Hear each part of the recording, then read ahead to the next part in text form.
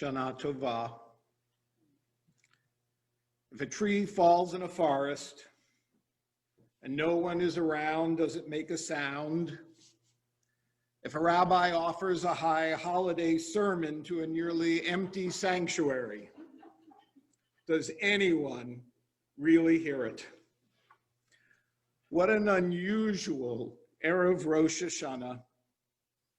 What clothes did you choose to wear this evening? I'm sure it was unlike any previous year. Services at 6 o'clock, not 8:15. A change in the 50-year history of Temple.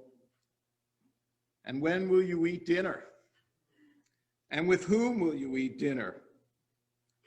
Who would have imagined that a virtual family Seder would morph into a virtual Holy Day services for millions of our covenant? I have been blessed with 45 years of leading communities in Rosh Hashana prayers. Of course, the sanctuaries were all different. Some simple, some ornate, some new and some old, and some filled with thousands and some filled with just 50. The commonality was that there was always sounds of Jews and their guests, gladly greeting familiar faces and checking out the new ones. The synagogue foyer was a place of meeting. There we met the new year with sounds of joy and excitement, and yes, perhaps a little anxiety about what the new year would bring. The familiar sounds of the new year have been replaced by the deafening sounds of silence.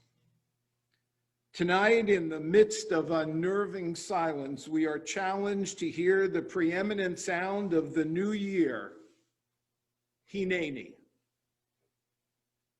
I was introduced to the music of Leonard Cohen in 1967. Judy Collins recorded his song Suzanne on her first album, and I heard her at a small club in Greenwich Village. I became a fan of both the lyricist and the performer. I felt a sense of excitement every time a new Cohen album was released. Who by Fire, his 1974 take on the essential Holy Day prayer, Unatana Tokef, only flamed my fandom. The release of Hallelujah, his musings on Psalm 150, the words of which are part of our morning liturgy, confirmed for me that he was the quintessential Jubu, one who professes a life devoted of Buddhism but cannot leave behind their Jewish soul. And Cohen's last album, You Want It Darker, released in 2016, just 19 days before his death, contains his final Jewish offering. The title song is his play on the Kaddish, but what catches my attention this evening is the refrain, Hineni, Hineni, I'm ready, my Lord, Hineni, written in anticipation of the end of his long journey. Our patriarch Abraham uses the same term twice in the Torah portion that is read on the second day of Rosh Hashana in traditional congregations, and more often than not on the morning service in Reform congregations such as ours. When Abraham offers these words in the Torah, it's not anticipation of the end of his life. It is in response to the most important test he will face. The text reads in part, God put Abraham to a test. He said to Abraham, Abraham, Abraham, and he answered, Hineni, here I am. And even before the content of the test was revealed, Abraham could intuit that he was facing a significant challenge to his very essence. Even before he would know that there would be consequences for his actions, he acknowledged that the very essence of being alive was to be tested. Whatever the fates would throw his way, he was ready to stand and face it. Hineni, I am ready come what may. We, of course, may not love his acceptance of the biblical challenge, but we who have faced 6 months of testing, unknown and unexpected consequences, tragedy beyond expectation, must surely recognize that there is much to be admired in Abraham's response. In the parlance of my world, baseball, Abraham says to God, throw your best pitch. I'm ready. In March, while some ready to return from winter travels and others prepared for March break travels, our lives were disrupted by a test. Nature simultaneously threw a fastball and a curveball. The test was not whether we had face masks, hand sanitizer, or even toilet paper. Our faith was tested. Our resilience was tested. Our love for family and strangers was tested. The very fabric of who we were as individuals was placed on the altar of the pandemic, and how we responded determined our grade. Did we reach out to the lonely and isolated? Did we use technology to decrease isolation? Did we access the myriad of learning opportunities available online, or simply binge on Netflix or Amazon Prime? For most of us, the pandemic was an inconvenience. For others, it was the harbinger of tragedy. Our test this year was to determine the difference between an inconvenience and real tragedy. And when we did acknowledge the difference, what did we do? For every one of us whose incomes were secured by guaranteed pensions, large savings, secure employment, and loving support networks, there were many more whose incomes were threatened, whose employment was terminated, and who found themselves alone.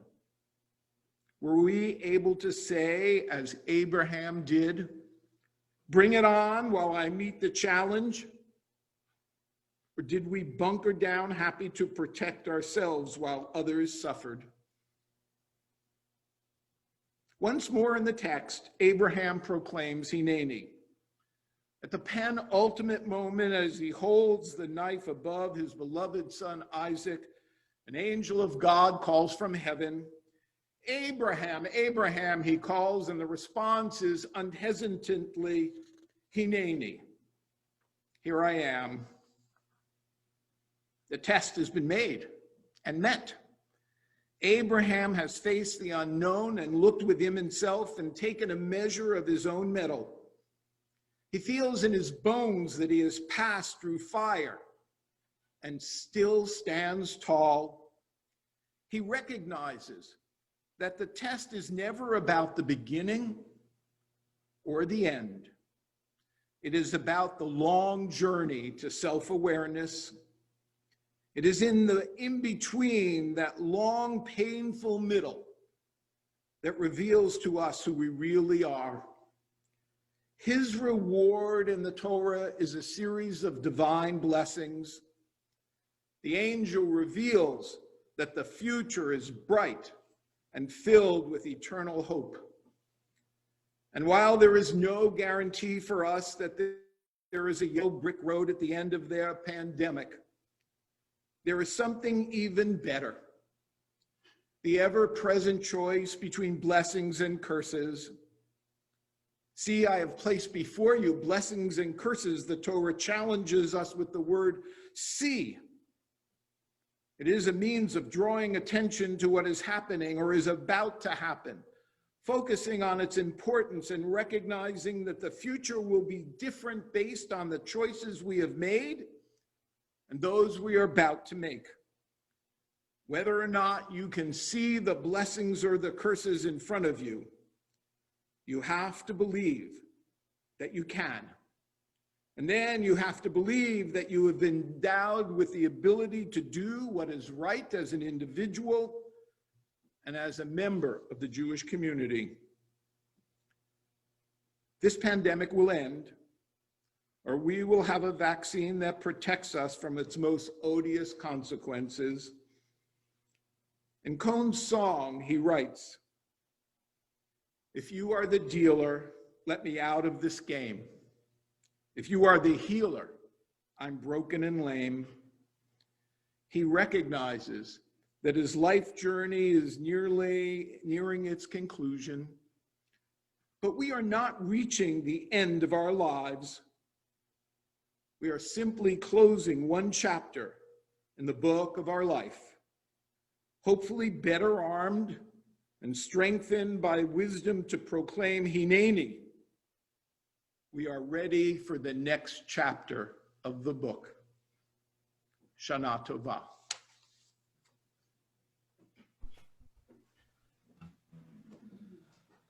Hallelujah, hallelujah.